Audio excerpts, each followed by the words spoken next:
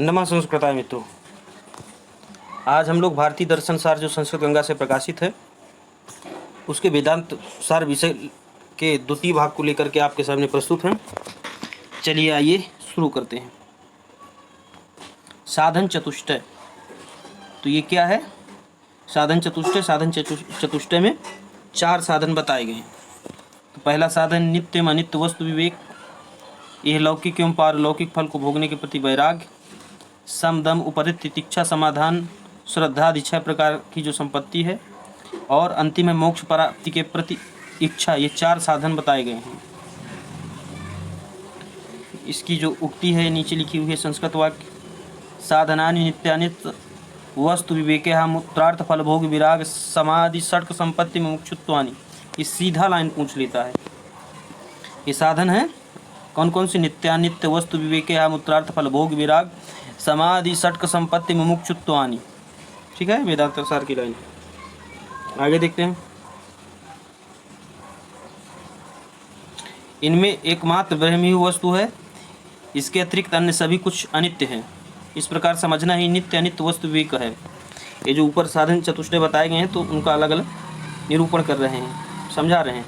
तो नित्य अनित्य वस्तु विवेक क्या है? ब्रह्म केवल मानना सभी वस्तुओं को कि ब्रह्म ही नित्य वस्तु है और सब अनित्य हैं। तो यही जो है नित्य अनित्य वस्तु विवेक है। आगे देखते हैं। इस लोक की माला चंदन सुंदरी आदि भोग विलास विषयक सामग्री कर्म द्वारा उत्पन्न होने के कारण अनित्य के समान है। इसी प्रकार पारलौकिक स्वर्ग आदि विषयों के कर्मजन्य होने से अनित्य होने के कारण उनके प्रति भी नितांत वैराग्य ही यह मूत्रार्थ फल भोग विराग है। कहते हैं कि जितने भी भोग ऐश्वर्य की स्त्री चंदन माला इत्र इत्यादि जितने भी भोग विलास की वस्तुएं हैं और पारलौकिक जो स्वर्ग इत्यादि की जो कामना है यह भी अनित्य है। और इन वस्तुओं के अनित्य होने के कारण उनके प्रति भी नितांत वैराग्य भाव ही यह मूत्र फल भोग विराग है। इनसे जो है वैराग्य भाव करना क्या है? यह मूत्रार्थ फल भोग विराग। ठीक, चलिए अगला देखते हैं।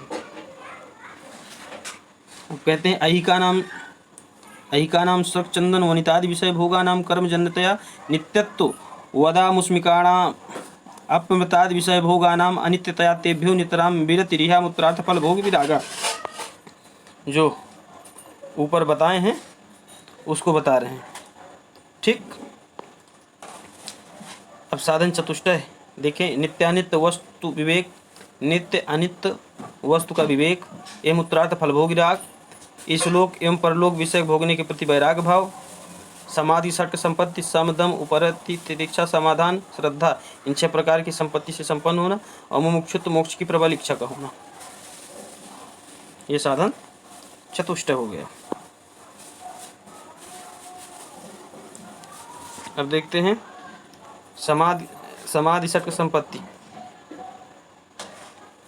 समादयस्तु समदमो परति तितिक्षा समाधान श्रद्धाख्याया। ठीक, ये समाधि षट्क संपत्ति जो बताई गए हैं उसका वेदांत सार में इस प्रकार से कहा गया कि समादयस्तु समदमो परति तितिक्षा समाधान श्रद्धाख्याया। अब सम क्या है वो बताते हैं। तो सम श्रवण मनन निधिध्यासन को छोड़कर उनसे भिन्न विषयों से मन को हटा लेने को सम कहते हैं। श्रवण मनन और निधिध्यासन को छोड़कर उससे भिन्न जो विषय हैं जितने भी संसार में उन विषयों से मन को हटा लेने को क्या कहते हैं? सम कहते हैं। अब अगला देखते हैं कौन सा है। समाधि षट्क संपत्ति में अगला क्या है उसको देखते हैं।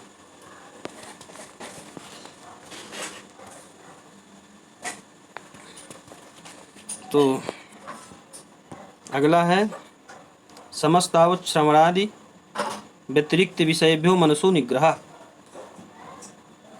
ये वही जो सम है उसको बताया गया है, ऊपर जो बता दिए हैं। समस्तावत् श्रवणादि व्यतिरिक्त विषयभ्यो मनसो निग्रह, जो ऊपर समझाए हैं उसी की संस्कृत उक्ति लिखी हुई है जो वेदांत सार में है। अब दम बताते हैं कि दम क्या है। श्रोत्रादि बाह्य विषयों को श्रवणादि के अतिरिक्त विषयों से हटाने को दम कहते हैं। क्या है दम? श्रोत्रादि बाह्य इंद्रियों को श्रवणादि के अतिरिक्त विषयों से हटाने को क्या कहते हैं? दम कहते हैं। दमो बाह्येन्द्रियाणाम व्यतिरिक्त विषयेभ्यो निवर्तनम। ठीक, क्या है? दमो बाह्येन्द्रियाणाम तद व्यतिरिक्त विषयेभ्यो निवर्तनम। अब उपरति क्या है?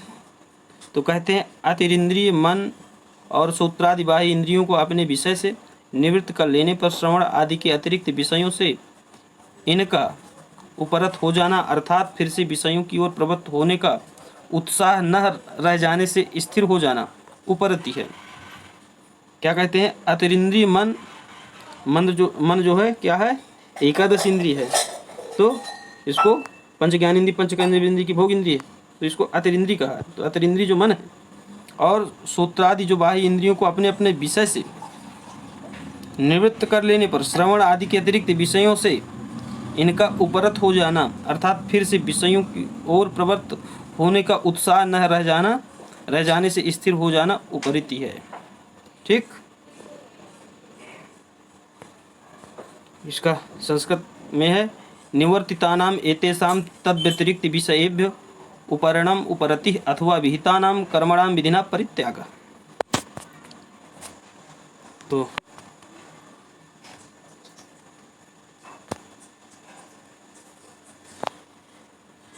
आगे देखते हैं।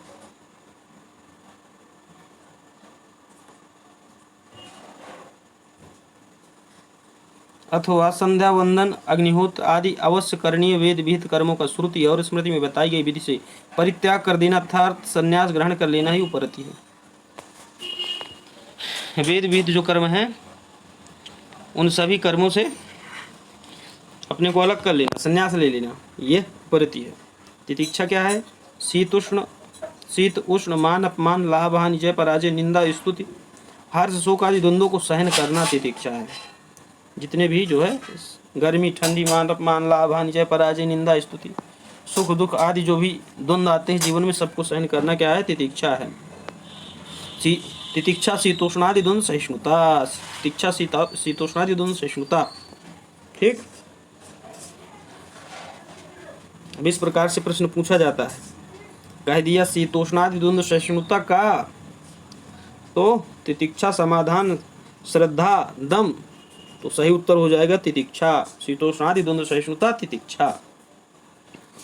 आगे देखते हैं समाधान। निगृहीत चित्त का श्रवणादि में तथा श्रवणादि के अनुकूल गुरु शुश्रूषा वेदांत ग्रंथों का संपादन और उनकी रक्षा करना आदि विषयों में स्थिर हो जाना समाधान है।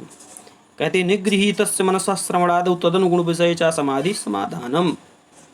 निगृहीत चित्त का श्रवणादि में तथा श्रवणादि के अनुकूल गुरु शुश्रूषा और वेदांत ग्रंथों का संपादन और उनकी रक्षा करना आदि विषयों में स्थिर हो जाना, यही क्या है? समाधान है। गुरु की सेवा करना, वेदांत इत्यादि विषयों का जो है अध्ययन करना, यही क्या है? समाधान है। अब अंतिम है श्रद्धा। गुरु द्वारा उपदिष्ट वेदांत के वाक्यों में जो है क्या है? विश्वास होना चाहिए, श्रद्धा होनी चाहिए। उसी विश्वास का नाम क्या है? श्रद्धा है। गुरुपदिष्ट वेदांत वाक्येषु विश्वासः श्रद्धा। गुरुपदिष्ट वेदांत वाक्येषु विश्वासः श्रद्धा। गुरु के द्वारा वेदांत का जो उपदेश दिया जाता है उसी को क्या कहते हैं? श्रद्धा कहते हैं। ठीक, अब मोक्ष मुमुक्षुत्व, मोक्ष की इच्छा ही क्या है? मुमुक्षुत्व है। जो मोक्ष की इच्छा रखता है तो उसी को क्या कहते हैं? मुमुक्षु कहते हैं। मुमुक्षुत्व मोक्ष इच्छा, जो मोक्ष की इच्छा रखता है मुमुक्षुत्व। एवं भूता प्रमाता अधिकारी, इन सब से जो युक्त है उसी को प्रमाता अधिकारी कहते हैं, वेदांत पढ़ने का अधिकारी। इस प्रकार की विशेषताओं से युक्त हुआ जो है प्रमाता है, मतलब अधिकारी है, वेदांत को जानने का योग्य व्यक्ति है वो। समाधि षट्क संपत्ति फिर बताते हैं क्या है?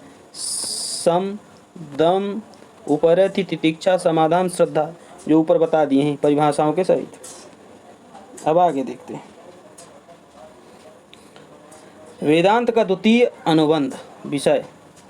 वेदांत का प्रतिपाद्य विषय जीव और ब्रह्म की एकता है। ठीक है, विषयो जीव ब्रह्मैक्यम शुद्ध चैतन्यम प्रमेयम तत्रैव वेदांता नाम तात्पर्य। ठीक है, वेदांत में क्या पढ़ा जाएगा? जीव और ब्रह्म की एकता को पढ़ेंगे, जीव और ब्रह्म को बताएंगे कि एक है, कैसे एक है, वो सब वेदांत के अंदर पढ़ने से पता चलेगा। शुद्ध चैतन्य प्रमा का विषय है। जो प्रमा का यथार्थ जो ज्ञान है उसका विषय क्या है? शुद्ध चैतन्य। क्योंकि समस्त वेदांत वाक्यों का अभिप्राय उसी शुद्ध चैतन्य के प्रतिपादन में निहित है। जितने भी वेदांत के ग्रंथ हैं तो सब जो है उसी जो है पर ब्रह्म परमेश्वर ब्रह्म तत्व जिसको शुद्ध चैतन्य कहते हैं उसी को प्रतिपादित करने में सारे ग्रंथ निहित हैं। सारे ग्रंथों का सार वेदांत के यही है कि ब्रह्म जो है सत्य है, ब्रह्म सत्यम जगन मिथ्या। तो वेदांत का तृतीय अनुबंध संबंध है ज्ञान के विषय उन जीव और ब्रह्म का ऐक्य एवं उनका प्रतिपादन करने वाले उपनिषद रूप प्रमाणों का परस्पर बोध्य बोधक भाव संबंध है। ठीक है ना? तो यहाँ पर एक प्रश्न बन सकता है, अच्छा वेदांत के ज्ञान वेदांत का जो ज्ञान है, ज्ञान के विषय उन जीव और ब्रह्म का ऐक्य, जीव और ब्रह्म का एक हो जाना एवं उनका प्रतिपादन करने वाले उपनिषद। वेदांत जो है उपनिषदों को प्रमाण मान करके चलता है। वेदांतों नाम उपनिषद प्रमाण, उपनिषद को प्रमाण मान करके चलना वेदांत का आधार है। और क्या कहता है कि जीव और ब्रह्म एक हैं। तो ऐसा जो विषय है उसको जीव और ब्रह्म को ऐक्य करने वाला, उस पर जो है कौन सा जो है वो है बोध बोधक भाव संबंध है। तो विषय में कौन सा संबंध है? बोध बोधक भाव संबंध। ठीक है ना? तो यहाँ पर बोध बोधक भाव संबंध है। अगला देखते हैं मित्रों, भारतीय दर्शन सार चल रहा है। संस्कृत गंगा प्रकाशन की जो दर्शन की बुक है उसी को आधार मान करके हम लोग अध्ययन कर रहे हैं। संबंधस्तु तदैक प्रमेयस्य प्रतिपादकोपनिषद प्रमाणस्य बोध बोधक भावः। ठीक, जो ऊपर बताया है उसी का जो है संस्कृत में बता दिया, बोध बोधक भाव है। ठीक है ना? वेदांत का चतुर्थ अनुबंध है प्रयोजन। चतुर्थ अनुबंध उस जीव एवं ब्रह्म के ऐक्य विषय ज्ञान के साथ अज्ञान की निवृत्ति पूर्वक अपने स्वरूप का परिचय होने से चरम आनंद की प्राप्ति मुख्य प्रयोजन है। ठीक है ना? तो जब जीव और ब्रह्म का ऐक्य हो जाता है, एक हो जाते हैं दोनों, तो जो है चरम आनंद की प्राप्ति होती है। उस आनंद की कोई जो है सीमा नहीं रहती है। यही उसका मुख्य प्रयोजन है। प्रयोजनम तु तदैक प्रमेय गता ज्ञान निवृत्ति स्वस्वरूपानंदावाप्तिश्च। ठीक, तरति शोकमात्मविद इत्यादि श्रुते ब्रह्मविद ब्रह्मभायु भवति इत्यादि श्रुतेश। कहते हैं कि ब्रह्मविद ब्रह्मभायु, जो ब्रह्म को जान लेता है वो क्या हो जाता है? ब्रह्म ही हो जाता है। ब्रह्म कैसा है? आनंद स्वरूप सच्चिदानंद ब्रह्म। आत्मज्ञानी शोक से तर जाता है तथा इत्यादि, तथा ब्रह्मज्ञानी ब्रह्म हो जाता है। तरति शोक मात्मविद, ठीक है ना? ब्रह्मविद ब्रह्मभायु भवति, ब्रह्मज्ञानी ब्रह्म हो जाता है। और तरति शोक मात्मविद मतलब आत्मज्ञानी शोक से तर जाता है। आत्मज्ञान जिसको हो जाता है तो उसको शोक नहीं हो जाता, शोक के पार चला जाता है। और ब्रह्मविद ब्रह्मभायु जिसको ब्रह्म का ज्ञान हो जाता है तो ब्रह्म ही हो जाता है, ब्रह्म के समान ही हो जाता है, या ब्रह्म ही हो जाता है, अपने को जान लेता है। अनुबंध चतुष्टय देखते हैं, जो भी बता रहे थे। तो अधिकारी विषय संबंध प्रयोजन, ठीक है ना? ये अनुबंध चतुष्टय है। पूछेगा अनुबंध चतुष्टय किन? अधिकारी विषय संबंध और प्रयोजन। ये जो चार हैं क्या हैं? अनुबंध चतुष्टय हैं। अब आगे देखते हैं।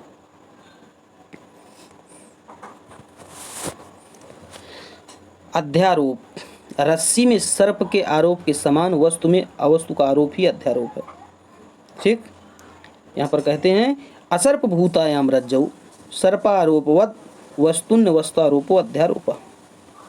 कहते हैं कि जैसे रस्सी पड़ी हुई है और रस्सी में हमको भ्रमवश ये अंधेरे में लगे कि ये सांप है, लेकिन बाद में जो है ज्ञान हो कि ये सांप नहीं, ये तो रस्सी है। तो ये जो झूठा मिथ्या आरोप है, इसी को जो है, ये जो हमको भ्रम हुआ, इसी को जो है अध्यारोप कहती है। अध्यारोप वस्तु और अवस्तु सच्चिदानंद अनंत अद्वैत ब्रह्म वस्तु है तथा ज्ञान आदि से लेकर संपूर्ण जड़ प्रपंच वस्तु है। वस्तु और अवस्तु बताते हैं, कहते हैं सच्चिदानंद अनंत अद्वैत ब्रह्म तत्व, जो केवल ब्रह्म तत्व जो है वह ब्रह्म तत्व कैसा है? अनंत है, सच्चिदानंद है। वही ब्रह्म तत्व केवल एक वस्तु है। बाकी संसार में अज्ञान से लेकर के जितना सब कुछ दिख रहा है संसार में, ये सब अवस्तु है। ठीक, यहाँ पर कहते हैं वस्तु सच्चिदानंदा नंताद्वयम ब्रह्म अज्ञानादि सकल जड़ समूहो अवस्तु। ठीक, वेदांत दर्शन के अनुसार ब्रह्म ही एकमात्र वस्तु है तथा शेष संपूर्ण चराचर प्रपंच को अवस्तु बताया गया है।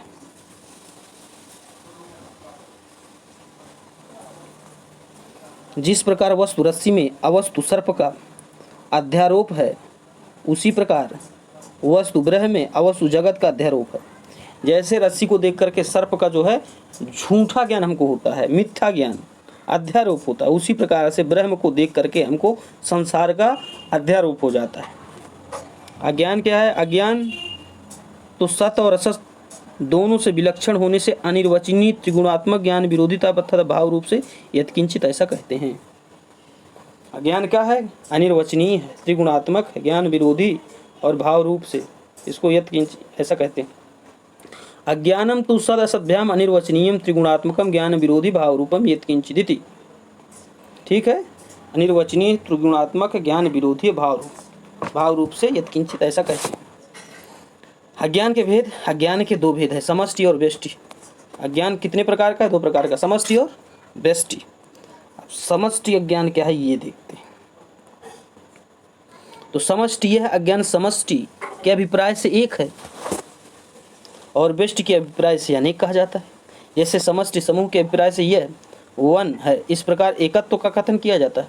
ये जल बिंदु की समष्टि के अभिप्राय से जलाशय, इस प्रकार एकत्व का कथन किया जाता है। और समष्टि शब्द का प्रयोग यहाँ समुदाय, समूह, संघात अर्थ के अभिव्यक्ति के लिए हुआ है। जैसे कहते हैं वन, तो वन में अलग अलग आम, महुआ, नीम, पीपल का पेड़ नहीं कहते हैं। केवल वन कह देने से संपूर्ण जितने उस वन में पेड़ हैं, उस संपूर्ण पेड़ों की जो है गणना हो जाती है। जैसे समुद्र कह देने से जितना जल भरा हुआ, जितनी जल राशि है समुद्र के अंदर, तो संपूर्ण जल राशि की उस पर गणना हो जाती है, उसका ज्ञान हो जाता है जितनी जल राशि है समुद्र के अंदर। तो ये पूरा क्या हो गया? समष्टि हो गया।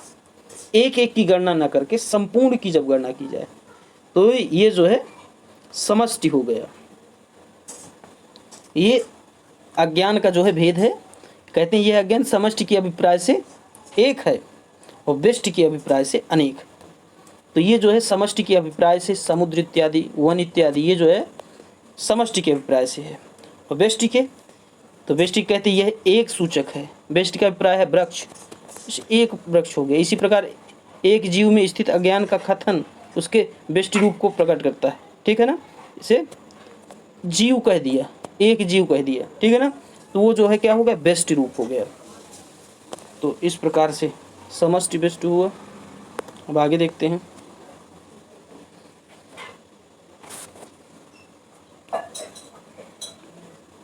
इदमज्ञानं समष्टिविष्टाभिप्रायेणैकमनेकमिति च व्यवह्रियते तथा हि वृक्षाणां समष्टिभिप्रायेण वनमित्येकत्वव्यपदेशो यथा वा जलानां समष्टिभिप्रायेण जलाशय इति। जो ऊपर व्यष्टि और समष्टि की बात की गई है वही बताते हैं। ठीक है ना। इदमज्ञानं समष्टिविष्टाभिप्रायेणैकमनेकमिति च व्यवह्रियते, ये समष्टि है, तथा हि वृक्षाणां जो है संपूर्ण, जो से जैसे कहते हैं ना कि सिंगल गणना की जाए तो व्यष्टि है और समूह में गणना की जाए तो ये क्या है? समष्टि है। तो वृक्षाणाम समष्टिभिप्रायेण वनमित्येकत्वव्यपदेशो यथा वा जलानाम समष्टिभिप्रायेण जलाशय इति। ठीक, समष्टि सम अस व्याप्तौ संघाते च तीन हुआ, सभी को व्याप्त करने वाला इसका अर्थ। व्यष्टि भी अस व्याप्तौ संघाते च तीन, सीमित स्थान में रहने वाला। ठीक है ना, समष्टि व्यष्टि को बता दिए वेदांत व्याकरण की दृष्टि से। वेदांत दर्शन में समष्टि का अर्थ है माया तथा व्यष्टि के लिए अविद्या शब्द का प्रयोग किया गया है। समष्टि हो गई माया और व्यष्टि क्या हो गई? अविद्या। तो ये ध्यान देने वाली बात है, माया जो है, माया समाहित है संपूर्ण संसार में, तो ये समष्टि हो गया। और व्यष्टि जो है अविद्या के कारण से एक व्यक्ति को जो है क्या होती है? अविद्या आती है। तो इस प्रकार से आप ठीक से इसको ध्यान में रख सकते हैं। चलिए आगे देखते हैं।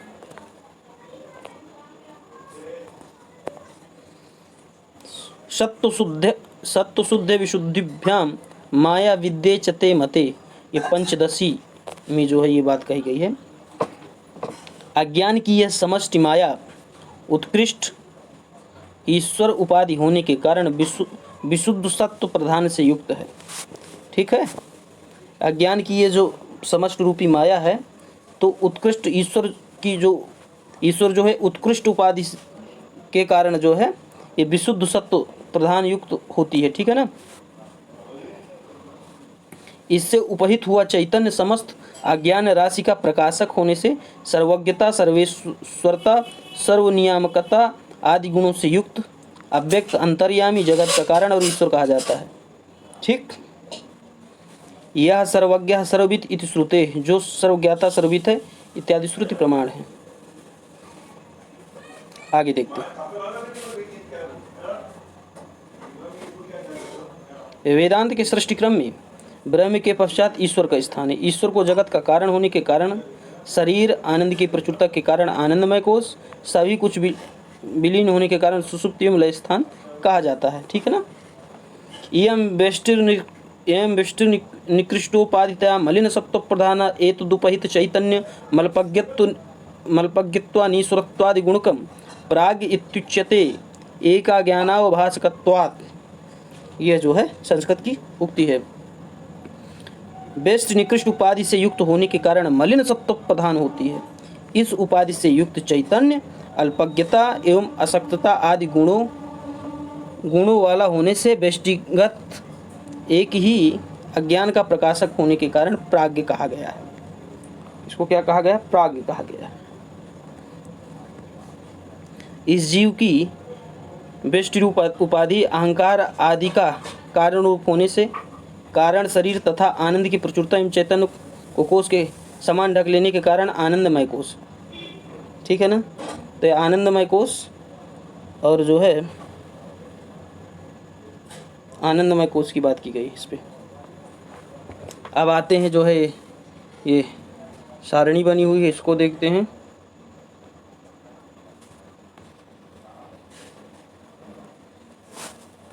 ये शरीर है, स्थूल शरीर, सूक्ष्म शरीर, कारण शरीर। तो ये अभिमानी, कोष, अवस्था, स्थूल शरीर, समष्टि, वैश्वानर, व्यष्टि, विश्व। कोष क्या है इसका? अन्नमय, मनोमय। अवस्था क्या है? जागृत अवस्था। शरीर, सूक्ष्म शरीर में देखते हैं, ये स्थूल शरीर का हुआ। अभी सूक्ष्म शरीर में समष्टि, वैश्वानर हुआ, व्यष्टि, विश्व हुआ, अभिमानी। और कोष क्या हुआ? अन्नमय, मनोमय। अवस्था क्या है? जागृत अवस्था। सूक्ष्म का समष्टि, सूत्रात्मा, व्यष्टि, तेजस। कोष क्या है? प्राणमय कोष, विज्ञानमय कोष। अवस्था क्या है? स्वप्नावस्था है सूक्ष्म शरीर की। कारण शरीर की समष्टि है ईश्वर, व्यष्टि है प्राग, कोष है आनंदमय कोष, अवस्था है सुषुप्ति अवस्था। अब आगे देखते हैं। सबका उपरम विलयन होने से सुषुप्ति में स्थूल तथा सूक्ष्म शरीर आदि प्रपंच के विलय की अधिकता होने के कारण लय स्थान भी कहलाती है। ठीक, आगे देखते हैं।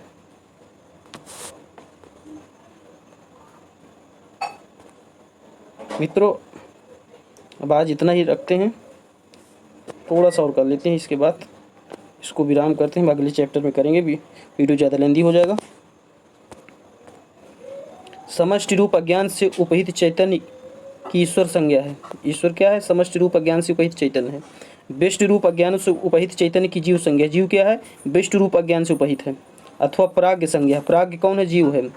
प्राग को ही सर्वेश्वर, सर्वज्ञ, अंतर्यामी, सभी जीवों की उत्पत्ति एवं प्रलय के स्थान का कारण बताया गया है।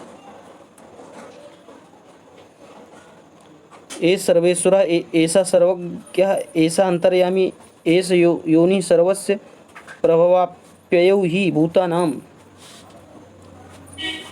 समष्टि व्यष्टिगत इन दोनों अज्ञानों एवं इनकी उपाधियों से युक्त ईश्वर और प्राज्ञ दोनों चैतन्यों का आधार उपाधि रहित शुद्ध चैतन्य है।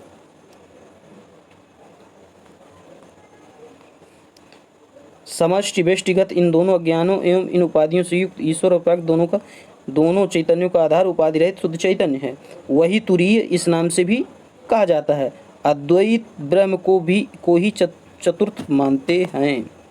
तो आज के लिए मित्रों इतना ही। अगले भाग में फिर आपसे पुनः भेंट करेंगे। आगे के विषय को लेकर के। तब तक के लिए नमः संस्कृताय।